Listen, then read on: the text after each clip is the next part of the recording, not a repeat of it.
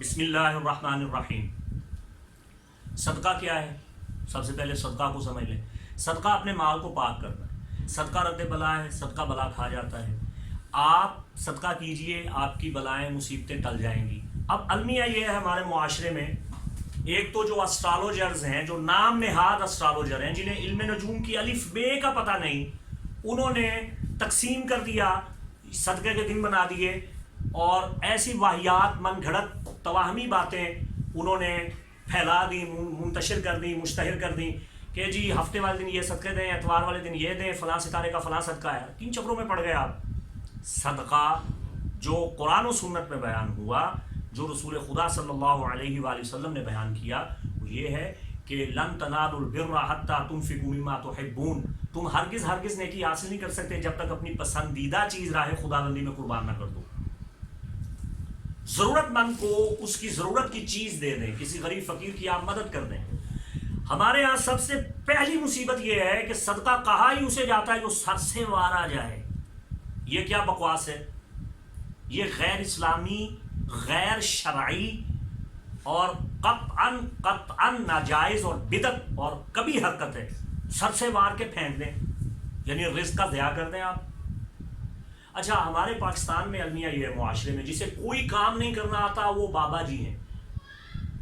چونکہ پردے میں ہے نا ایک بات، نہ تو بابا جی نے خود کبھی جن دیکھا، نہ بابا جی نے کبھی کوئی موکل دیکھا، لیکن دعوے بڑے ہیں ببانگ دول۔ جسے کوئی کام نہیں کرنا آتا وہ تمیمہ لکھ کے کہتے ہیں تعویذ ہیں، ڈبے مربے لکھ کے طلسمات کتابیں لے کے بیٹھے ہیں، وہ جو لکھ دیا جی میں جی قرآن کے مطابق تعویذ لکھ رہا ہوں، آیات کے مطابق تعویذ لکھ رہا ہوں۔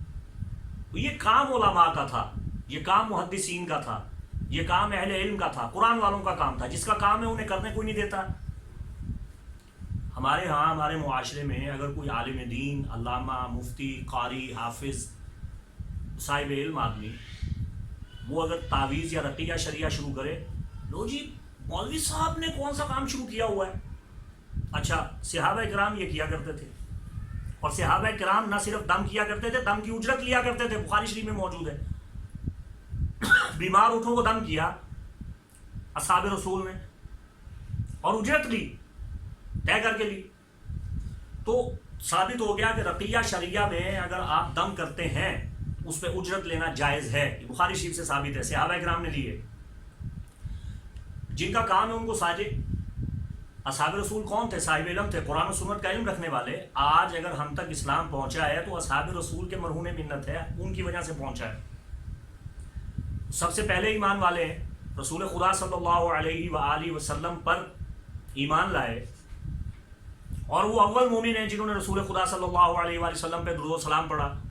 دیکھیے آپ قرآن میں پڑھتے ہیں ان اللہ و ملائکتہ یصلون علی النبی، بے شک اللہ اور اس کے فرشتے درود بھیجتے ہیں نبی پر۔ یا ایھا الذین آمنوا، اے ایمان والو، صلو علیہ وسلم تسلیما، تم بھی صلاۃ و سلام بھیجو نبی کریم صلی اللہ علیہ وسلم پر۔ اے ایمان والو، جب آج سے 1450 سال پہلے یہ آیت نازل ہوئی، اس وقت ایمان والے کون تھے؟ رسول اللہ صلی اللہ علیہ وآلہ وسلم کے زمانے میں اس وقت ایمان والے کون تھے؟ صحابہ کرام تھے۔ وہ صحابہ کرام ہی ہیں جو رسول خدا پہ درود پڑھتے تھے، جو صاحب علم تھے، جنہوں نے رسول پاک صلی اللہ علیہ وسلم کی دی ہوئی کتاب قرآن کو جمع کیا، اس کو حفظ کیا، اس کی تعلیم دی، سیرت نبوی کا ابلاغ کیا، احادیث کو بیان کیا، دین ہم تک پہنچایا۔ وہ سب کے سب علماء ہیں، وہ سب کے سب اہل علم ہیں۔ وہ کوئی بابے تھوڑے نہ تھے، یا وہ کوئی ناؤز باللہ جادوگر تھے۔ صحابہ کرام رقیہ شریعہ کیا کرتے تھے، صحابہ کرام تعویذات لکھا کرتے تھے، تعویذات پڑھا کرتے تھے، حفظ پڑھا کرتے تھے، تعلیم دیا کرتے تھے اسلام کے مطابق، قرآن کے مطابق۔ قطعاً اس میں شرک نہیں ہے، کوئی قباحت نہیں ہے، کوئی کفر نہیں ہے۔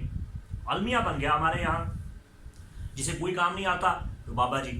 اچھا، بابا جی کا پہلا رونگ نمبر کیا ہے؟ صدقہ کیجیے جی، آپ پہ بلائیں آ گئی ہیں۔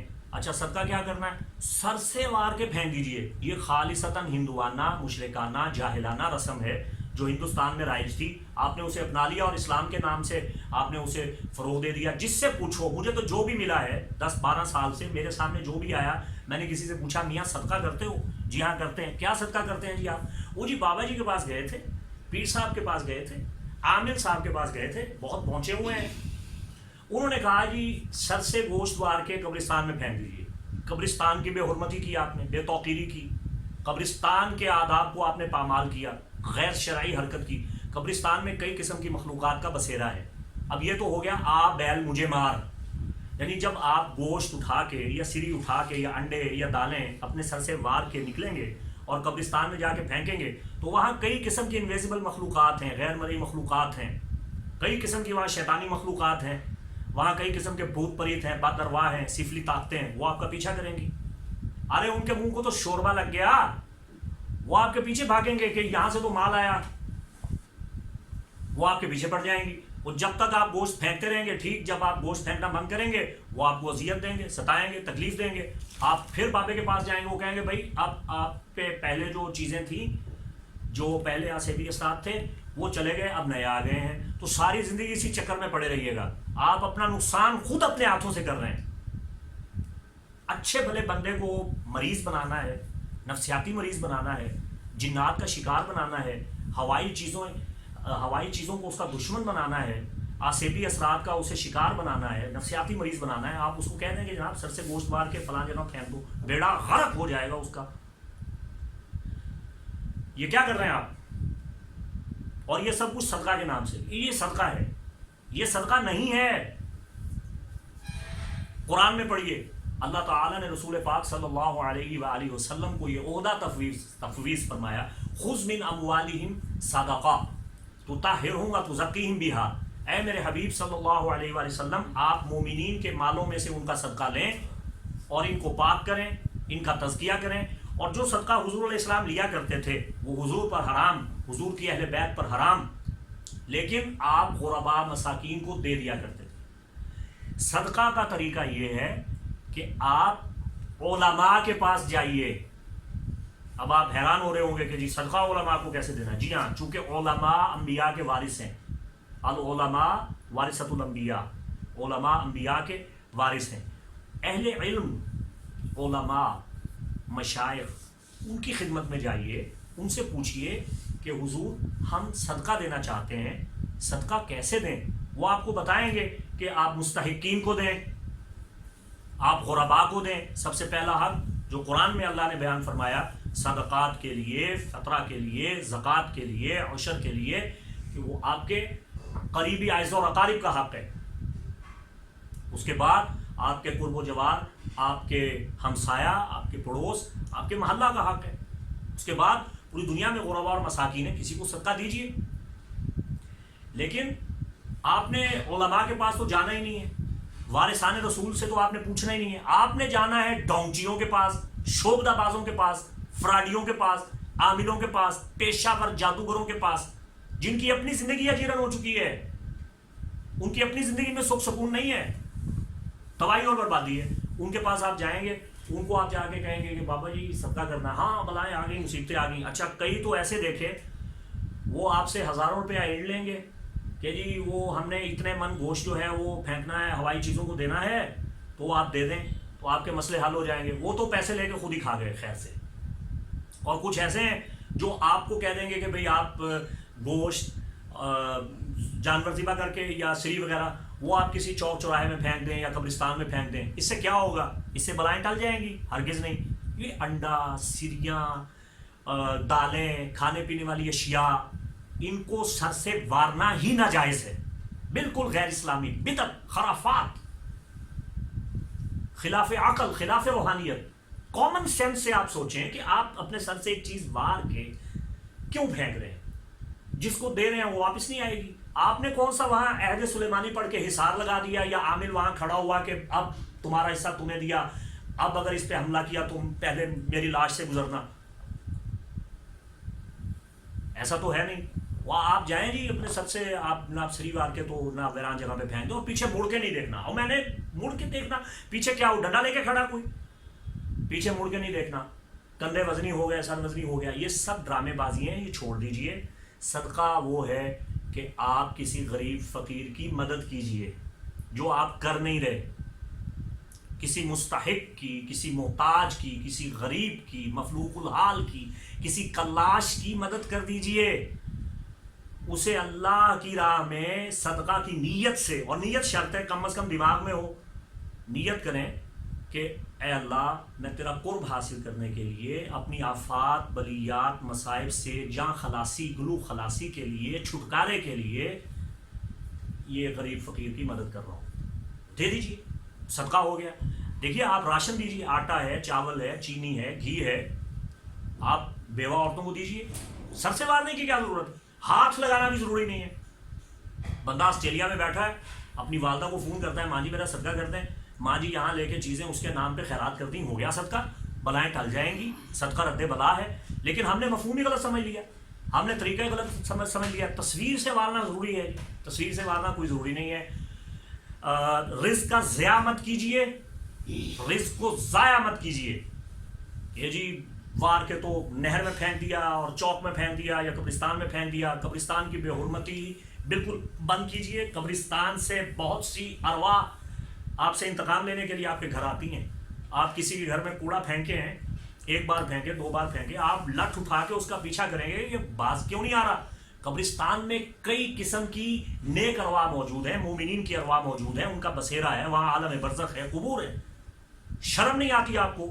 آپ کا عقیدہ ہے کہ رسول خدا صلی اللہ علیہ وآلہ وسلم ہر مومن کی قبر میں اگر بذات خود جلوہ گر نہ ہو تو کم از کم ان کا عکس ضرور دکھایا جاتا ہے۔ قبرستان اتنی مقدس جگہ ہے، جہاں مومن دفن ہے، اس کا حساب و کتاب ہے یا اس کے لیے جنت بن چکی ہے۔ اور میرا عقیدہ ہے کہ الحمدللہ ہمارے مومنین، ہمارے قبرستانوں میں کوئی کفار دفن نہیں ہے، کوئی مشرکین دفن نہیں ہے، مومنین ہیں۔ دن رات ان کے لیے ہم دعائیں کرتے ہیں، استغفار کرتے ہیں، اصالہ ثواب کرتے ہیں، وہ سب کے سب جنتی ہیں۔